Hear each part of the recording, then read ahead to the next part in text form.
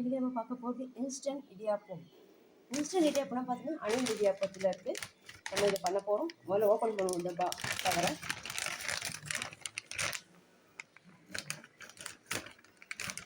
கவரை வந்து ஃபுல்லாக கட் பண்ணாதீங்க. ஏன்னா சில மாடுகள் என்ன ஆகிடுது, இது கவரை வந்து நம்ம கட் பண்ணுறதுக்கு வந்து மாடு தான் சாப்பிடுது. அதில் பெரிய பிரச்சனை வருது. பாருங்கள் உள்ளே எப்படி இருக்குது பாருங்கள். உள்ளே பாருங்கள் லேயர் லேயராக இருக்குது.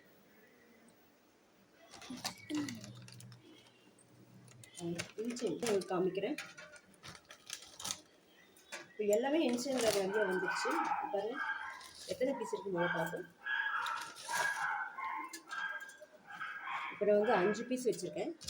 5, 6, 7, 8, 9 பீஸ் இருக்குதுல்ல. பரவாயில்ல, 9 பீஸ்னால்